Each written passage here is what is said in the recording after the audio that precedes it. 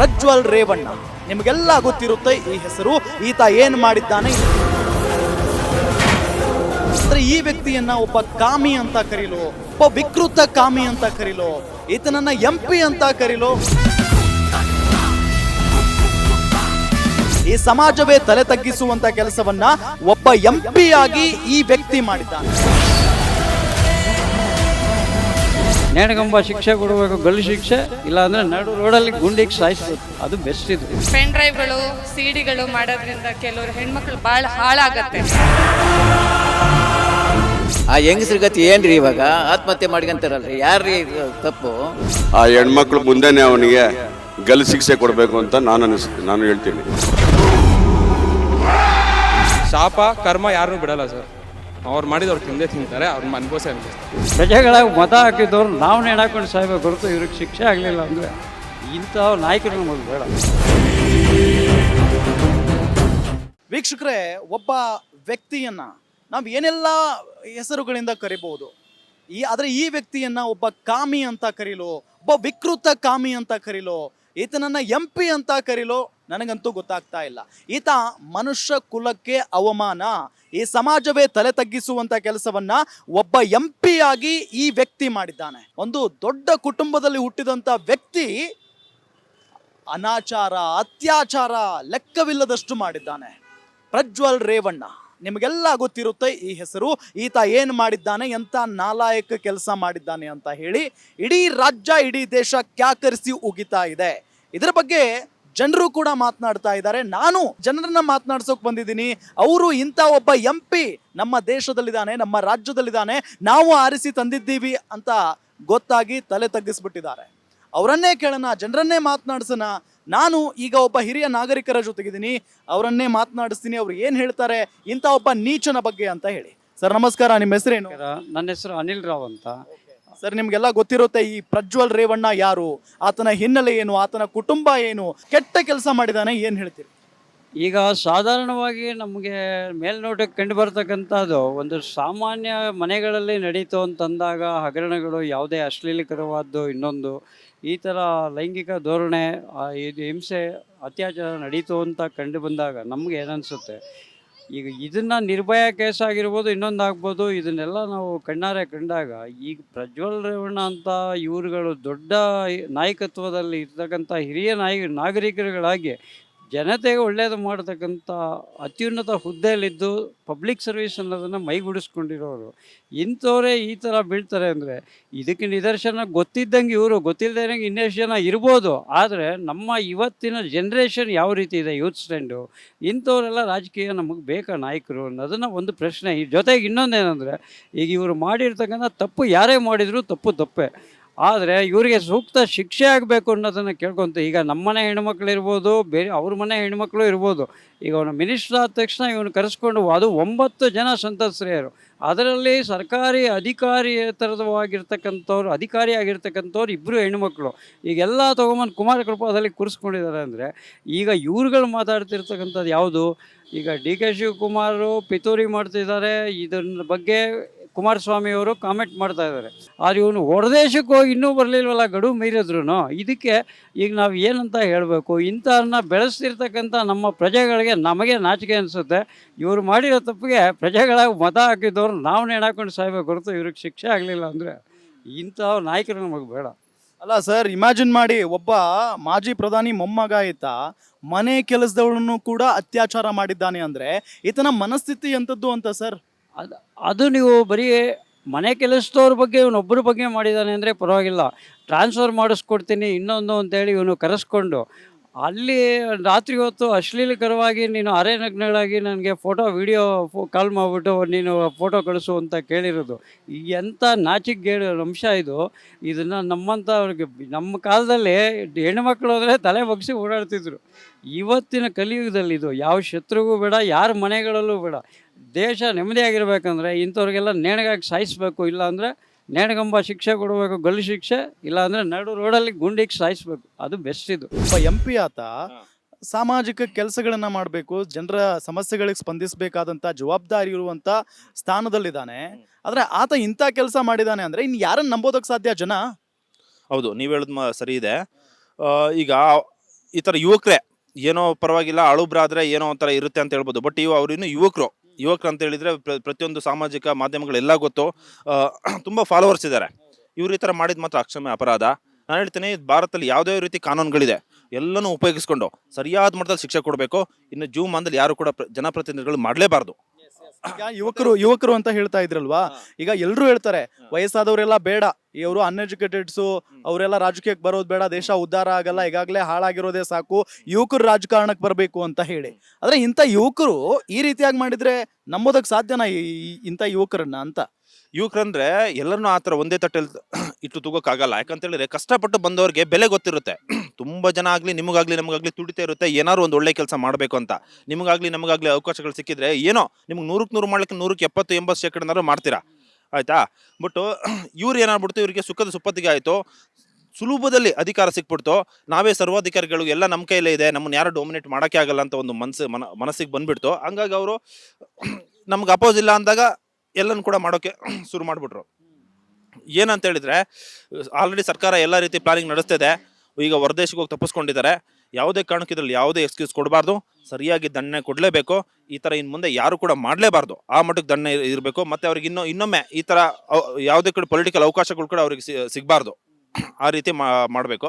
ಯುವಕರುಗಳಿಗೆ ಇಷ್ಟು ಬೇಗ ಚಿಕ್ಕ ವಯಸ್ಸಿಗೆ ಕೊಡಬಾರ್ದು. MP ಎಲೆಕ್ಷನ್ ಬಂದ್ಬಿಟ್ಟು 35-40ನೇ ವಯಸ್ಸಿಗೆ ಕೊಟ್ಟರೆ ಟಿಕೆಟ್ ಕೊಡೋ ಅವಕಾಶ ಬಂದು ಚೆನ್ನಾಗಿರುತ್ತೆ. ಈಗ 25-26 ವರ್ಷನೇನೋ ಮಾಡಿದ್ದಾರೆ MP ಗೆ, ಅದು ತುಂಬ ಎಂಗೇಜ್ ಆಗಿಬಿಡ್ತು ನನ್ನ ಪ್ರಕಾರ.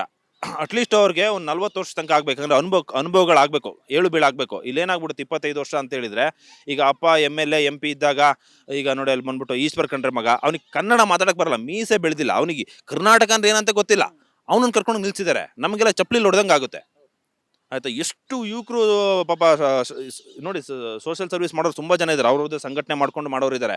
ಈಶ್ವರ್ ಖಂಡ್ರೆ ಮಗ ಅವನಿಗೆ ಏನು ಗೊತ್ತಿದೆ? ಅವ್ರನ್ನೆಲ್ಲ ತಗೊಂಬಂದು ಹಾಕೋಬಿಟ್ರೆ ಹಂಗೆ. ಮಿನಿಮಮ್ ವಯಸ್ 46 ಮಾಡಿದರೆ ಭಾರಿ ಅನುಕೂಲ. ಮತ್ತು ಇವ್ರನ್ನಂತ ಎಡೆಮುರಿ ಕಟ್ಟಲೇಬೇಕು, ಅವಕಾಶ ಕೊಡಲೇಬಾರ್ದು. ಪ್ರತಿ ಕನ್ನಡಿಗರಿಗೆ, ಪ್ರತಿ ಭಾರತೀಯರಿಗೆ ಪಾಠ ಆಗಬೇಕು. ಆ ರೀತಿ ಅವ್ರನ್ನ ಎಡೆಮುರಿ ಕಟ್ಟಿ ಅವ್ರಿಗೆ ಕಠಿಣ ಶಿಕ್ಷೆ ಕೊಡಲೇಬೇಕು. ಹೇಳ್ತಾ ಇದ್ರಿ ಯಾರು ಏನು ಸಾಚ ಇಲ್ಲ ಅಂತ ಹೇಳಿ, ಈತನ ಬಗ್ಗೆ ಏನು ಹೇಳ್ತೀರಿ ನೀವು? ಏನು ಹೇಳಿದ್ರಿ, ರಾಜಕೀಯದಲ್ಲಿ ಮಾಡಿರೋದು ಇದು ಮೋಸ. ಆ ಹೆಂಗಸ್ರ ಗತಿ ಏನ್ರಿ ಇವಾಗ? ಆತ್ಮಹತ್ಯೆ ಮಾಡ್ಕೊಂತಾರಲ್ರಿ, ಯಾರ್ರೀ ಇದು ತಪ್ಪು? ಅವತ್ತಿನಿಂದ ಏನು ಮಾಡ್ತಾ ಇದ್ದಾರ್ರಿ?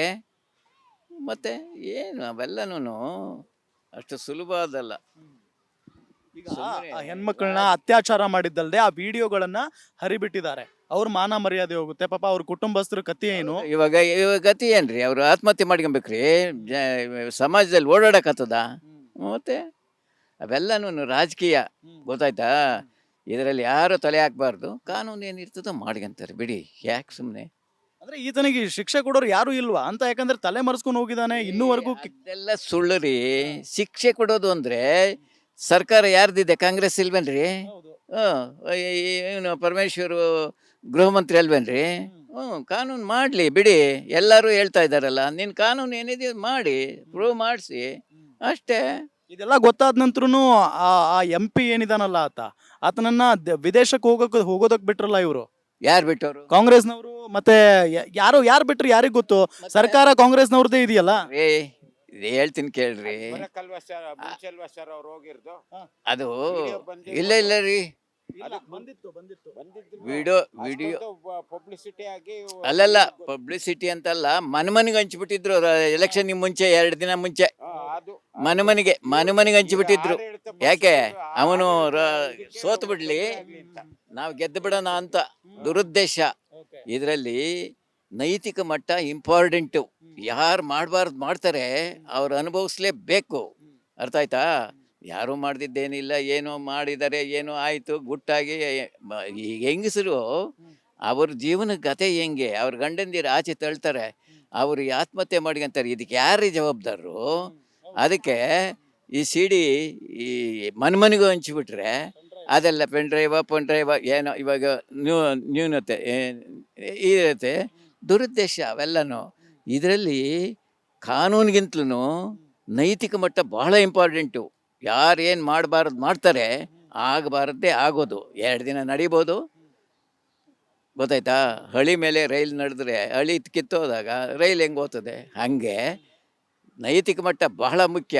ನಮ್ಮ ಭಾರತ ದೇಶ ನೈತಿಕ ಮಟ್ಟದ ಮೇಲೆ ನಿಂತಿರೋದು ಅಷ್ಟೇ. ಸರ್ ಏನು ಹೇಳ್ತೀರಿ ಸರ್, ಈ ಪ್ರಜ್ವಲ್ ರೇವಣ್ಣ ಅನ್ನೋ ಒಬ್ಬ MP ಒಬ್ಬ ಕಾಮುಕ ಅಂತೆಲ್ಲ ಜನ ಮಾತನಾಡ್ತಾ ಇದ್ದಾರೆ, ವಿಡಿಯೋಗಳು ಓಡಾಡ್ತಾ ಇದ್ದಾವೆ ಸಾಮಾಜಿಕ ಜಾಲತಾಣಗಳಲ್ಲಿ. ಒಬ್ಬ MP ಆಗಿಂತ ಕೆಲಸ ಮಾಡಿದಾನೆ ಆತ ಅಂತ ಅಂದಾಗ ಏನ್ ಅನಿಸುತ್ತೆ ನಿಮಗೆ? ಇದು ಹಾಸನಲ್ಲಿ ಸಂಪೂರ್ಣ ಜನಗಳಿಗೆಲ್ಲ ಮಾಹಿತಿ ಸಿಕ್ಕಿದೆ, ಮುಂಚೆನೇ ಸಿಕ್ಕಿದೆ. ಇದು ಒಂದು ವರ್ಷದಿಂದ ನಡೀತಾ ಇದೆ. ಇದು ಕತೆ ಇದೇನು ಹೊಸ ಕತೆ ಅಲ್ಲ. ಇದು ಈ ಎಲೆಕ್ಷನ್ ಮೇಲೆ ಪಾಪ ಇವ್ರನ್ನ ಕಾಂಗ್ರೆಸ್ ಮೇಲೆ ಗುಬೆ ಕುಣಿಸ್ತಾರೆ.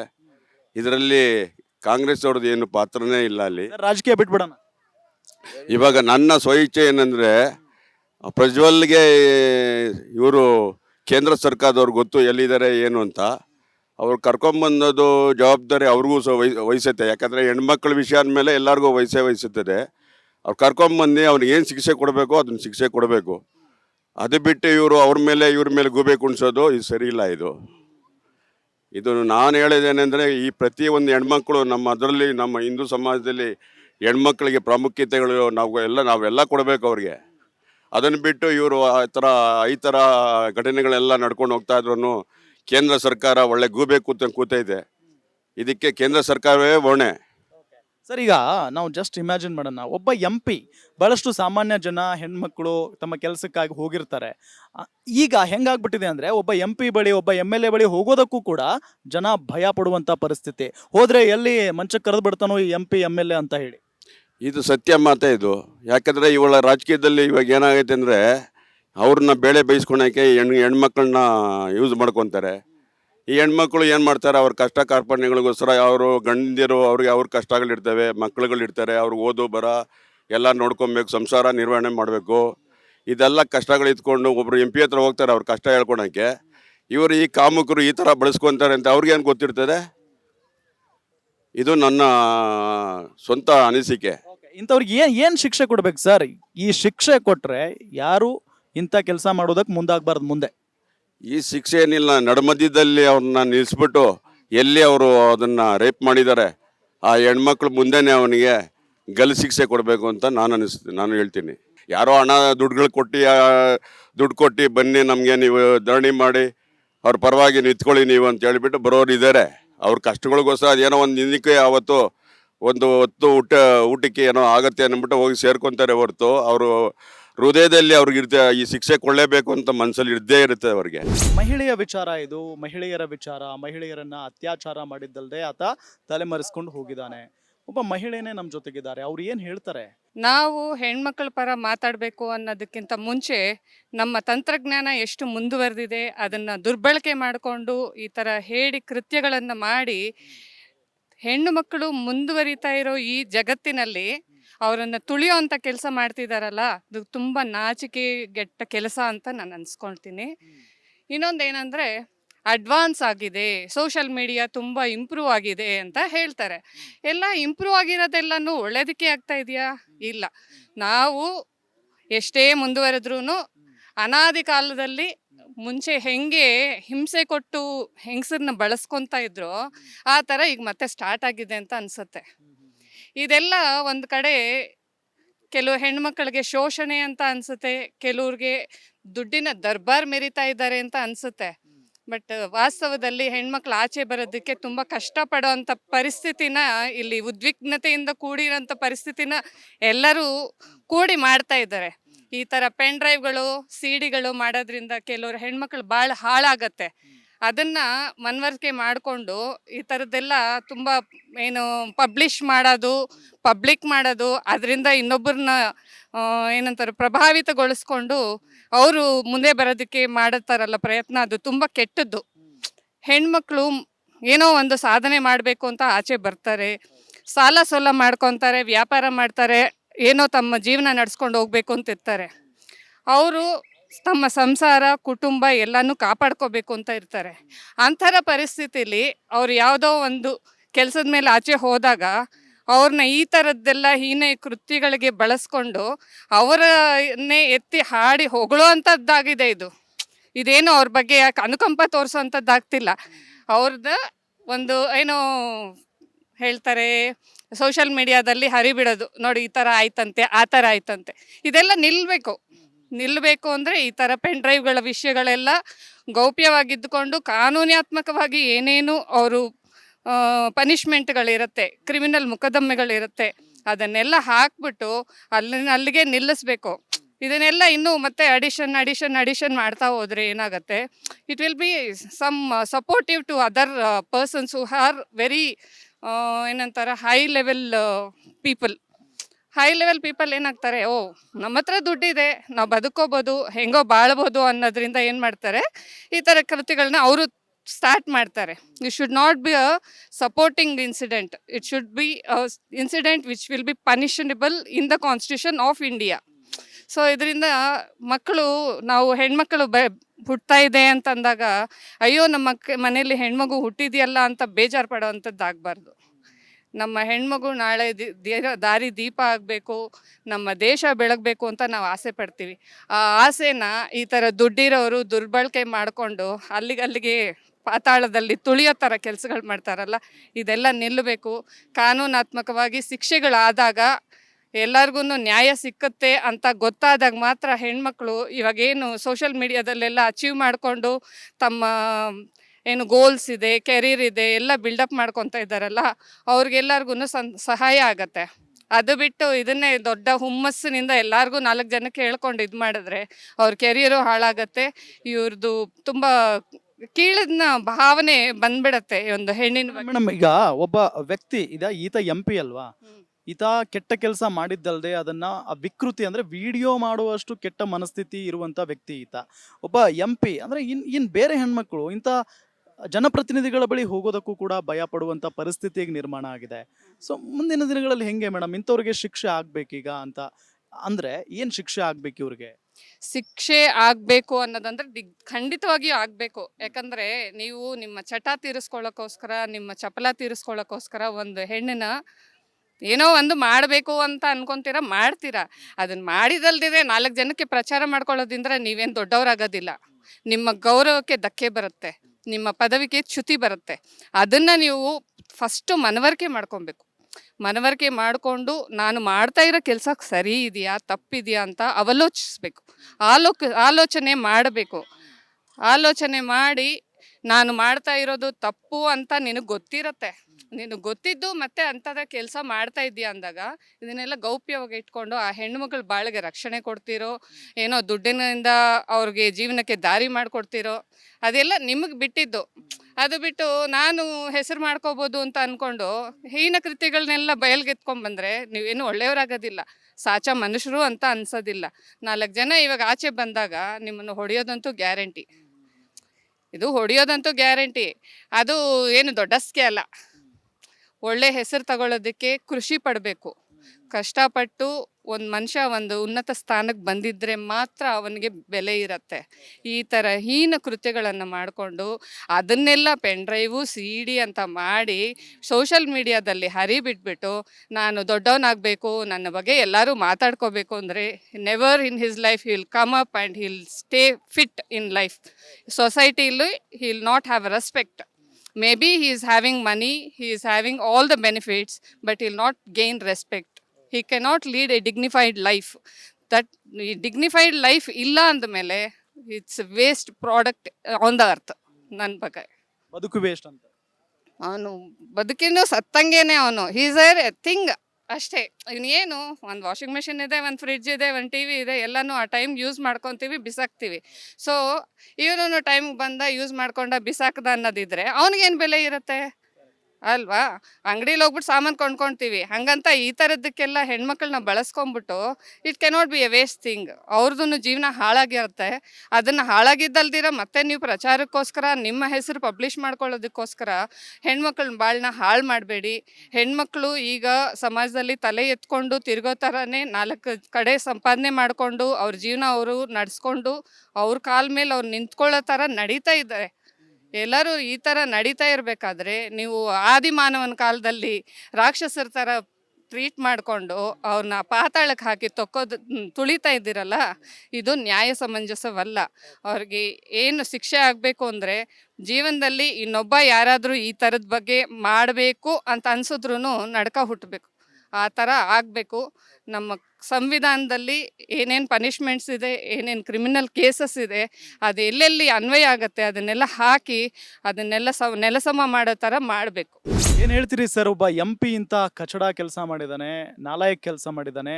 ಏನು ಮಾಡ ಸರ್, ನಮ್ಮ ಈ ಕಳೆಯಕ್ಕಂತಾನೆ ಹುಟ್ಬಿಟ್ಟಿದ್ದಾನೆ ಏನೋ ಅವನು. ಆ ಗೌಡ್ರು ಹಿರಿ ಜೀವ ಇವಾಗ ಈ ಸನ್ನಿವೇಶದಲ್ಲಿ ಅವ್ರು ತುಂಬ ನೊಂದ್ಕೊಂತವ್ರೆ. ಇವ್ನು ಮಾಡಿರೋ ಕಚಾಡ ಕೆಲಸಕ್ಕೆ ಬೇರೆ ಕುಟುಂಬದ ಹೆಣ್ಮಕ್ಳೆಲ್ಲ ತಲೆ ಬಗ್ಸಂಗಾಗಿದೆ. ಇದರಿಂದ ಈ ಕಾಂಗ್ರೆಸ್ ಅವರು ಇದ್ದಿದ್ದು ದೊಡ್ಡ ಅವರು ಒಂದು ರಾಜಕೀಯಕ್ಕೋಸ್ಕರ ಬೇರೆ ಹೆಣ್ಮಕ್ಳು ಭವಿಷ್ಯದ ಜೊತೆ ಆಟ ಆಡೋರಲ್ವಾ, ಅದು ಒಂದು ಬೇಜಾರಾಗುತ್ತೆ. ಬೇರೆ ಒಂದು ಕುಟುಂಬದ ಜೊತೆ ಹೆಣ್ಮಕ್ಳುಗಳು ಅವರು ಗಂಡನ ಮನೆ ಅವ್ರ ಫ್ಯಾಮ್ಲಿಗಳೇ ಆಗಲಿ, ಈ ಕಡೆ ಕುಟುಂಬದವರೇ ಆಗಲಿ, ಎಲ್ಲ ತಲೆ ಬಗ್ಸೋ ಕೆಲಸ ಮಾಡ್ಬಿಟ್ಟವ್ರು ಈ ರಾಜಕೀಯ ವ್ಯಕ್ತಿಗಳು. ಅವ್ರವ್ರಿಗೋಸ್ಕರ ಈ ಥರ ಇನ್ನೊಂದು ಫ್ಯಾಮ್ಲಿಗಳ ಬಗ್ಗೆ ಆಟ ಆಡ್ಕೊಂಡು ಜೀವನದ ಬಗ್ಗೆ ತುಂಬ ಅನ್ಯಾಯದ ಕೆಲಸ ಮಾಡವ್ರೆ. ದಯವಿಟ್ಟು ಆ ಥರ ಮಾಡಬಾರ್ದಾಗಿದ್ದು. ಅವ್ನು ಮಾಡಿರೋ ಕಚಡ ಕೆಲಸ, ಅವನು ಮಾಡಿರೋ ಕೆಲಸಕ್ಕೆ ನಾವು ವಹಿಸ್ಕೊತಾ ಇಲ್ಲ. ಅವ್ನು ಮಾಡಿರೋದು ಕಚಡ ಕೆಲಸ. ಅವನನ್ನು ಬೇಕಾದ್ರೆ ಕಲ್ಲಲ್ಲಿ ಹೊಡೆದು ಸಾಯಿಸಿ, ಅದೆಲ್ಲ ನಾನು ಹೇಳ್ತಾ ಇರೋದು. ಈ ಹೆಣ್ಮಕ್ಳು ಬೇರೆಯವರು ಅವರು ಯಾವ ಪರಿಸ್ಥಿತಿ ಇತ್ತೋ ಅವನು ಹೋಗ್ಬೇಕಾದ್ರೆ, ಅವನು ಯಾವ ಪರಿಸ್ಥಿತಿಯಲ್ಲಿ ಇವ್ರು ಏನೋ ಒಂದು ಕೆಲಸದ ಬರುವಾಗ ಹೋಗಿರ್ಬೋದು, ಅವನು ಈ ಥರ ಕೆಟ್ಟ ರೀತಿಲಿ ಬಳಸ್ಕೊಂಡಿರ್ಬೋದು. ಅದು ಏನು ಮಾಡೋಕ್ಕಾಗಲ್ಲ. ಹೆಣ್ಮಕ್ಳು ಬೇಕಂತಲೇ ಹೋಗಿರಲ್ಲ. ಇವನು ತೇವಲಿಗೋಸ್ಕರ ಹುಡುಗರಿಗೇನೋ ಕೆಲಸ ಬೇಕಾಗಿತ್ತು, ಏನೋ ಒಂದು ಆಕಸ್ಮಿಕವಾಗಿ ಆಗಿದೆ. ಅದನ್ನು ಇವನು ಗಂಡಸ ಮೇಲೆ ತೋರಿಸ್ಬೇಕಾಯ್ತು ಇವರು. ಅವನು ಬೇಕಾದ್ರೆ ಏನು ಬೇಕಾದ್ರೆ ಶಿಕ್ಷೆ ಕೊಡಲಿ, ಪಬ್ಲಿಕ್ ಹತ್ರ ಕೊಡಲಿ, ಸಾಯ್ಲಿ, ಅದು ಏನೋ ಮಾಡಲಿ. ಒಂದು ಹೆಣ್ಮಕ್ಳು ಒಂದು ಜೊತೆ ಇದು ಮಾಡೋರಲ್ವ, ಅದು ಬೇಜಾರಾಗುತ್ತೆ.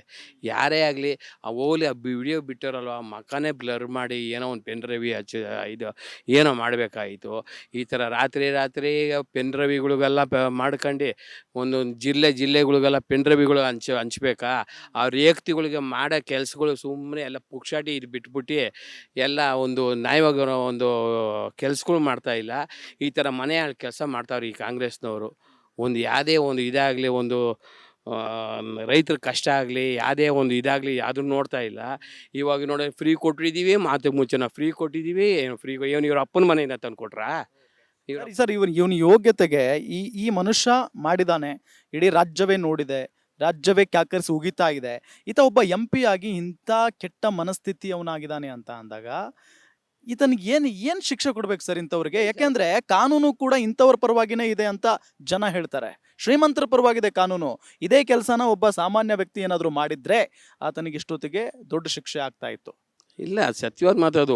ಏನಂದರೆ ಇವನ್ನ ಏನು ಶಿಕ್ಷೆ ಮಾಡ್ಬೇಕಂದ್ರೆ ಜನಗಳು ಕಲ್ಲಲ್ಲಿ ಹೊಡೆದು ಸಾಯಿಸ್ಬೇಕು. ಇವ್ನು ಮಾಡಿರೋ ಒಂದು ಇದಕ್ಕೆ, ಇವ್ನು ಮಾಡಿರೋ ಕಚಡ ಕೆಲಸಕ್ಕೆ ಎಷ್ಟು ಸಂಸಾರಗಳು ಹಾಳು ಮಾಡವ್ರೆ, ಎಷ್ಟು ಹೆಣ್ಮಕ್ಳು ಸಂಸಾರಗಳು, ಎಷ್ಟು ಗಂಡಂದಿರು, ಒಂದು ಅಧಿಕಾರಿಗಳೇ ಆಗಲಿ, ಒಬ್ಬ ಪೊಲೀಸ್ ಅಧಿಕಾರಿ, ಒಂದು ಹೆಣ್ಮಗು, ಒಂದು ಯಾರೇ ಆಗಿರಲಿ ಆ ಜಾಗದಲ್ಲಿ ಎಲ್ಲರೂ ಅವ್ರ ಕುಟುಂಬದವರು ಎಲ್ಲ ತಲೆ ಬಗ್ಸಂಗೆ ಆಯ್ತಲ್ವಾ ಇವ್ರು ಮಾಡಿರೋ ಕಚಡ ಕೆಲಸಕ್ಕೆ.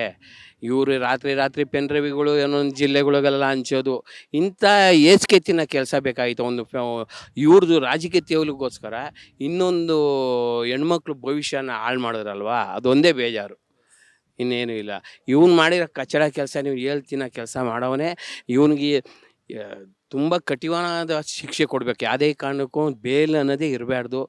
ಅವನು ಸಾಯೋವರೆಗೂ ಜೈಲಲ್ಲಿ ಇರಬೇಕು. ಒಂದೊಂದು ಹೆಣ್ಮಗು ಶಾಪನೂ ಒಂದು ತಟ್ಟದೇ ಇರಲ್ಲ. ಪ್ರಜ್ವಲ್ ರೇವಣ್ಣಗೆ ಅವ್ರು ಯಾರೇ ಮಾಡಲಿಲ್ಲ, ಅಪ್ಪನೇ ಮಾಡಿರಲಿ, ಮಗನೇ ಮಾಡಿರಲಿ, ಯಾರೇ ಮಾಡಿರಲಿ, ಇಬ್ಬರೂ ಮಾಡೋರಿಲ್ಲ ಅಂತಲ್ಲ, ಈ ಹೆಣ್ಮಕ್ಳು ಶಾಪ ಅಂತೂ ತಟ್ಟದೇ ಇರಲ್ಲ. ತಟ್ಟುತ್ತೆ. ಆ ತರ್ತದಲ್ವ ಅಂತ ನಾವು ಕಾನೂನು ಸುಮ್ಮನೆ ಇರೋಕೆ ಹೋಗ್ಬಾರ್ದು. ಕಾನೂನಲ್ಲಿ ಏನು ಶಿಕ್ಷೆ ಇದೆಯೋ ಕ್ರಮ ಅದು ತಟ್ಟಲಿ, ಇದು ಅವ್ನಿಗೆ ಆಗಲೇಬೇಕು. ನಾವು ಏನು ಹೇಳೋದಂದರೆ, ಈ ರಾಜಕೀಯದವರು ಅವರು ಬೆಳೆಗೆ ಬೇಯಿಸ್ಕೊಳಕ್ಕೋಸ್ಕರ ಈ ಎಲೆಕ್ಷನ್ ಟೈಮಲ್ಲಿ, 26ನೇ ತಾರೀಕು ಎಲೆಕ್ಷನ್ ಇದೆ, 21ಕ್ಕೆ ಪೆನ್ ಡ್ರೈವ್ಗಳೆಲ್ಲ ಹಂಚಿ ಎಲ್ಲ ನೋಡಿ ಇದೆಲ್ಲ ಆಯ್ತಲ್ವ, ಅದಕ್ಕೆ ಒಳಗಡೆ ಇಕ್ಕೊಂಡು ಅವ್ನಿಗೇನು ಶಿಕ್ಷೆ ಬೇಕೋ ಅವ್ನು ಕೊಡ್ಬೋದಲ್ವ. ಇನ್ನೊಬ್ಬರು ಹೆಣ್ಮಕ್ಳು ಮಾನ ಹರಾಜು ಹಾಕೋಂಥದ್ದು ತೇವಲಿ ಏನು ಬೇಕಾಯ್ತು ಇವ್ರಿಗೆ? ಅದು ನಾವು ಕೇಳೋದು. ನಾವು ಇನ್ನೊಂದು ಅವ್ರು ಮಾಡಿರೋಕ್ಕೆ ಇದು ಕಚಡ ಕೆಲಸಕ್ಕೆ ನಾವು ವಹಿಸ್ಕೊಂಡು ಮಾತಾಡ್ತಾ ಇಲ್ಲ. ಪಾಪ ಸರ್, ಈಗ ಹೆಣ್ಮಕ್ಳು ಹೆಂಗ್ ಆಗ್ಬಿಟ್ಟಿದೆ ಅಂದ್ರೆ ಮನೆಯಿಂದ ಹೊರಗೆ ಬರೋದಕ್ಕಾಗ್ತಾ ಇಲ್ಲ, ಗಂಡಂದ್ರನ್ನ ಫೇಸ್ ಮಾಡೋಕ್ಕಾಗ್ತಾ ಇಲ್ಲ. ಗಂಡದಿರ ಅಂತೇನಲ್ಲ, ಅವ್ರ ಅತ್ತೆ ಮಾವನೇ ಆಗಲಿ, ಮೈದಿನೇ, ಯಾರು ತಾಯಿ ಮನೆಯವರೇ ಆಗಲಿ, ಈ ಕಡೆ ಅತ್ತೆ ಮನೆಯವ್ರು ಇದು ಯಾರೇ ಆಗಲಿ ತಲೆ ಎತ್ಕೊಂಡು ತಿರ್ಗೋಕ್ಕಾಗಲ್ಲ. ಅವ್ರು ಮಾಡಿರೋ ಏಸ್ಕೆ ಕೆಲಸಕ್ಕೆ ಎಷ್ಟು ಕುಟುಂಬ ನಳುತ್ತಾ ಇದೆ ಗೊತ್ತಾ? ಆ ಕುಟುಂಬದ ಪ್ರತಿಯೊಬ್ಬರದೂ ಈ ರಾಜಕೀಯದವ್ರಿಗಂತೂ ಒಳ್ಳೇದಂತೂ ಆಗಲ್ಲ. ಅವ್ರ ಶಾಪಗಳು ತಟ್ಟೆ ಸರ್ವನಾಶನ ಆಯ್ತಾರೆ ಸರ್, ಸರ್ವನಾಶನ ಆಯ್ತಾರೆ. ಅದಂತೂ ಹೇಳ್ತಾ ಇದ್ದೀನಿ. ಯಾಕಂದ್ರೆ ನಮಗೂ ಒಂದು ಅಕ್ಕ ತಂಗಿದ್ದಾರೆ, ನಮಗೂ ಒಂದು ಹೆಣ್ಮಗು ಇದೆ. ಯಾರದೇ ಆಗಲಿ ಆ ಹೆಣ್ಮಕ್ಳು ಶಾಪ ಅಂತೂ ತಟ್ತೀರ ಮಾತ್ರ ಇರಲ್ಲ ಈಗ ಅವ್ರಿಗೆ.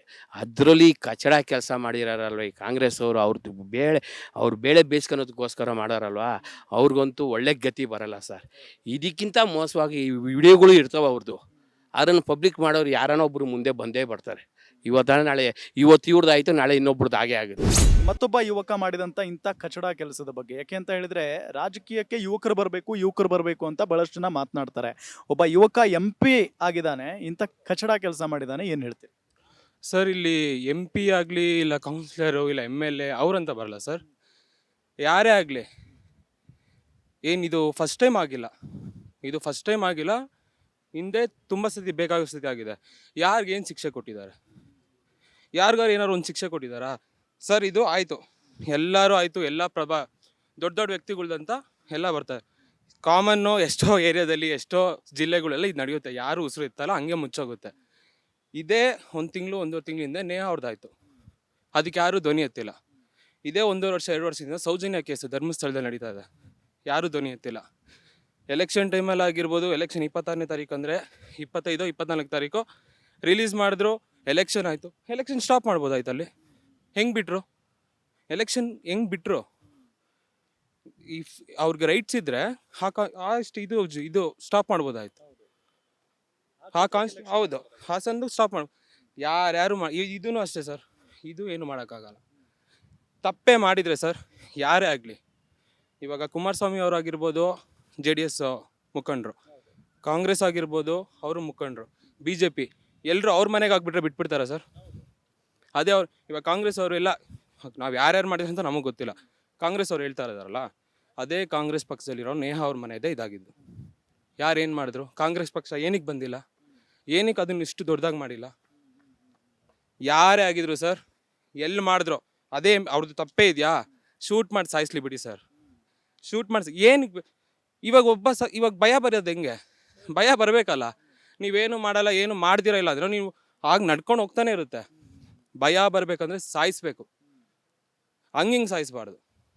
ಎಲ್ಲರ ಮುಂದೆ ಸಾಯಿಸಿದ್ರೆ ಇನ್ನೊಂದು ಹೆಣ್ಮಕ್ಳನ್ನ ಮುಟ್ಬೇಕು ಹೋದ್ರೆ ನೆನ್ಸ್ಕೊಬೇಕು ಅವರು. ಸುಮ್ಮನೆ ಇದನ್ನ ಎಲ್ಲ ಮಾಡಿದ್ರು, ಅವ್ನು ಮಾಡ್ದ, ಇವ್ನು CD ಬಿಟ್ಟ, ಇವ್ನು ಪೆನ್ ಡ್ರೈವ್ CD, ಇದು ಫಸ್ಟು CD ಇತ್ತು, ಹೀಗೆ ಪೆನ್ ಡ್ರೈವ್ ಬಂದಿದ್ದಾರೆ. ನೆಕ್ಸ್ಟು ಹಾರ್ಡ್ ಡಿಸ್ಕ್ ಬರ್ತಾರೆ, ಇವಾಗೆಲ್ಲ ಪೆನ್ ಡ್ರೈವ್ ಕೊಡ್ದಾಗ ನೆಕ್ಸ್ಟ್ ಲ್ಯಾಪ್ಟಾಪೇ ಕೊಟ್ಬಿಡ್ತಾರೆ. ಸ್ಟಾಪ್ ಮಾಡಿ. ತಪ್ಪಿದ್ರೆ ಸರ್ ಯಾರನ್ನು ಬಿಡೋದು ಬೇಡ, ಇದನ್ನ ಮುಚ್ಚೋಗ್ಬಿಟ್ರೆ ಏನು ಸರ್ ಮಾಡೋಣ? ನಾವು ಇವಾಗ ಮಾತಾಡಿದೆಲ್ಲ ವೇಸ್ಟೇ. ಶಾಪ ಕರ್ಮ ಯಾರನ್ನೂ ಬಿಡಲ್ಲ ಸರ್, ಅವ್ರು ಮಾಡಿದವ್ರು ತಿಂತಾರೆ, ಅವ್ರನ್ನ ಅನ್ಭವಿಸ್ತಾರೆ. ಏನಂದರೆ ತಪ್ಪೇ ಮಾಡಿದರೆ ಸರ್, ಇವ್ರದ್ದೆಲ್ಲ ಹಿಂದೆ ಎಷ್ಟೊಂದಾಗಿದೆಯಲ್ಲ ಅದನ್ನೆಲ್ಲ ಎತ್ತಿ ಸಾಯಿಸ್ಲಿ ಅವ್ರನ್ನೆಲ್ಲ. ಎಲ್ಲ ಚೆನ್ನಾಗಿದ್ದಾರೆ ಮಾಡಿರೋರೆಲ್ಲ, ಇವಾಗ ಚೆನ್ನಾಗಿ ಓಡಾಡ್ಕೊಂಡಿದ್ದಾರೆ ತಾನೆ. ಮಾಡಿ ಸತ್ತೋಗಿರೋರು ಎಲ್ಲೋ ಇದ್ದಾರೆ ತಾನೆ, ಅವ್ರ ತಂದೆ ತಾಯಿ ಅನ್ಭವಿಸಿದಾರೆ ತಾನೆ, ಎಲ್ಲಿದ್ದಾರೆ? ಮತ್ತೆ ಅನ್ಭವಿಸಿರೋರು ಸತ್ತೋಗಿದ್ದಾರೆ, ಮಾಡಿರೋರೆಲ್ಲ ಆರಾಮಾಗಿ ಓಡಾಡ್ಕೊಂಡಿದ್ದಾರೆ. ಇದಕ್ಕೆಲ್ಲ ಒಂದು ಸ್ಟಾಪ್ ಬರಬೇಕು. ಯೂತ್ ಬೇಕು ಅಂತ ನಿಲ್ಸಿದ್ರೆ ಯೂತ್ ತಪ್ಪು ಮಾಡ್ತಾರೆ. ಯಾಕೆ? ದೊಡ್ಡ ವಯಸ್ಸಾಗಿರೋರು ತಪ್ಪು ಮಾಡಿಲ್ವಾ? ವಿಧಾನಸೌಧದಲ್ಲೆಲ್ಲ ನಡೆದಿಲ್ವಾ? ಎಲ್ಲ ಲೀಕ್ ಆಗಿಲ್ವಾ? ವಿಧಾನಸೌಧದಲ್ಲಿ ಏನು ಮಾಡ್ತಿದ್ದಾರೆ, ಏನು ನೋಡ್ತಿದ್ದಾರೆ ಅಂತ ಲೀಕ್ ಆಗಿಲ್ವಾ? ಯಾಕೆ ಅದನ್ನ ಧ್ವನಿ ಎತ್ತಲ್ಲ? ಯಾರು ತಪ್ಪು ಮಾಡಿಲ್ಲ ಹೇಳಿ? ಫೈನಲಿ ಯಾರು ತಪ್ಪು ಮಾಡಿದ್ದಾರೆ ಅವ್ರಿಗೆ ಶಿಕ್ಷೆ ಆಗಬೇಕು. ಶಿಕ್ಷೆ ಆಗಲೇಬೇಕು ಸರ್.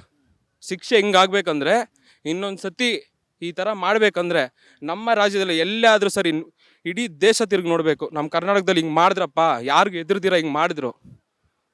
ನಮ್ಮ ಕರ್ನಾಟಕ ಹೆಂಗೆ ಹೆಸರುವಾಸಿ, ಬೆಂಗಳೂರು ಹೆಂಗೆ ಹೆಸರು, ನಮ್ಮ ಕರ್ನಾಟಕದಲ್ಲಿ ತಿರುಗಿ ನೋಡಬೇಕು ಸರ್ ಇಡೀ ದೇಶ. ಹಿಂಗೆ ಮಾಡಿದ್ರು, ಒಂದು ಹುಡುಗಿಗೆ ಹಿಂಗೆ ಮಾಡಿದ್ರು ಅಂತ ಇಡೀ ದೇಶ ತಿರುಗಿ ನೋಡಬೇಕು. ನೋಡಿದ್ರಲ್ಲ, ಸಾಕಷ್ಟು ಜನ ಏನು ಮಾತನಾಡ್ತಾ ಇದ್ದಾರೆ ಅಂತ ಹೇಳಿ. ಸಾರ್ವಜನಿಕರ ಬದುಕಿನಲ್ಲಿ ಬದುಕುವಂಥ ಮನುಷ್ಯ ಮಾನ ಮರ್ಯಾದೆಯಿಂದ ಬದುಕಬೇಕು, ಇಂಥ ಕೆಲಸಗಳನ್ನು ಮಾಡಿ ಅಲ್ಲ. ಒಬ್ಬ MP ಆದವನು ಇಂಥ ನೀಚ ಕೆಲಸವನ್ನು ಮಾಡ್ತಾನೆ ಅಂತ ಅಂದಾಗ, ಬಡ ಮಕ್ಕಳು, ಬಡ ಹೆಣ್ಣು ಮಕ್ಕಳು, ಸಹಾಯಕ್ಕಾಗಿ ಹೋದಂಥವರು ವಾಪಸ್ ಬರೋದೇ ಇಲ್ಲ ಅಂತ ಅಂದಾಗ ಇನ್ನೆಲ್ಲಿ ಹೋಗೋದಕ್ಕೆ ಸಾಧ್ಯ? ಒಬ್ಬ MLA ಮೋಸ ಮಾಡ್ತಾನೆ, ಒಬ್ಬ MP ಮೋಸ ಮಾಡ್ತಾನೆ ಅಂದಾಗ ನಿಜಕ್ಕೂ ಆತಂಕದಲ್ಲಿರ್ತಾರೆ ಜನ. ಇನ್ನು ಯಾವತ್ತೂ ಕೂಡ ಆ ಮನುಷ್ಯನ ಬಳಿ ಹೋಗಲೇಬಾರ್ದು, ಒಬ್ಬ MP ಬಳಿ ಹೋಗಲೇಬಾರ್ದು. ಅಂದರೆ ಎಲ್ಲರೂ ಹಾಗೆ ಇರ್ತಾರೆ ಅಂತ ಅಲ್ಲ. ಈ ಒಬ್ಬ ನೀಚ ಕೆಲಸ ಮಾಡಿದಾನೆ ಪ್ರಜ್ವಲ್ ರೇವಣ್ಣ ಅಂತ ಅಂದಾಗ ಎಲ್ಲರೂ ಹಾಗೆ ಇರ್ತಾರೆ ಅಂತ ಅಲ್ಲ. ಆದರೆ ಎಲ್ಲರ ಮನಸ್ಸಿನಲ್ಲೂ ಕೂಡ ಬಂದ್ಬಿಡುತ್ತೆ, ಆತ ದುಡ್ಡಿದ್ದವನು, ಅಧಿಕಾರ ಇದ್ದವನು, ಆತನ ಬಳಿಗೆ ನಾವು ಹೋಗಬಾರ್ದು ಅಂತ ಹೇಳಿ. ಹಾಗಾಗಿನೇ ಜನ ಇವತ್ತಿಗೂ ಕೂಡ ಕ್ಯಾಕರಿಸಿ ಉಗಿತಾ ಇದ್ದಾರೆ ಈ ಪ್ರಜ್ವಲ್ ರೇವಣ್ಣ ಅವರನ್ನ. ಇದರ ಜೊತೆಗೆ ಆತನ ಫ್ಯಾಮಿಲಿಯನ್ನು ಕೂಡ, ದೇವೇಗೌಡರು ಮಾಜಿ ಪ್ರಧಾನಿ, ದೇಶದ ಪ್ರಧಾನಿಯಾಗಿದ್ದಂಥವರು, ಅಂಥವರ ಮನೆಯಲ್ಲಿ ಇಂಥ ಒಂದು ಹುಳ ಹುಟ್ಟಿದೆ ಅಂತ ಅಂದಾಗ ಸಹಜವಾಗಿ ಎಲ್ರಿಗೂ ಕೂಡ ಬೇಜಾರಾಗಿ ಹೋಗ್ಬಿಡುತ್ತೆ. ದೇವೇಗೌಡರು ದೇಶದಾದ್ಯಂತ ಅವರದ್ದೇ ಆದಂಥ ಘನತೆ ಗೌರವವನ್ನು ಕಾಪಾಡಿಕೊಂಡಂಥ ಒಬ್ಬ ನಾಯಕ. ಅಂಥ ನಾಯಕನಿಗೆ ಕಳಂಕವನ್ನು ತಂದುಬಿಟ್ಟ ಅವರ ಮೊಮ್ಮಗ ಅನ್ನೋದು ಭಾಳ ನೋವಿನ ಸಂಗತಿ. ಸಾಕಷ್ಟು ಜನರನ್ನ ನಾವು ಮಾತನಾಡಿಸಿದ್ವಿ, ನೀವು ಕೂಡ ನೋಡಿದ್ರಿ, ಕ್ಯಾಕರಿಸಿ ಉಗಿತಾ ಇದ್ದಾರೆ. ಆತನಿಗೆ ಕಠಿಣವಾದಂಥ ಶಿಕ್ಷೆ ಆಗಬೇಕು ಅಂತ ಹೇಳಿ ಆಗ್ರಹಿಸ್ತಾ ಇದ್ದಾರೆ. ಗ್ಯಾರಂಟಿ ನ್ಯೂಸ್, ಸುದ್ದಿ ಖಚಿತ, ನ್ಯಾಯ ನಿಶ್ಚಿತ.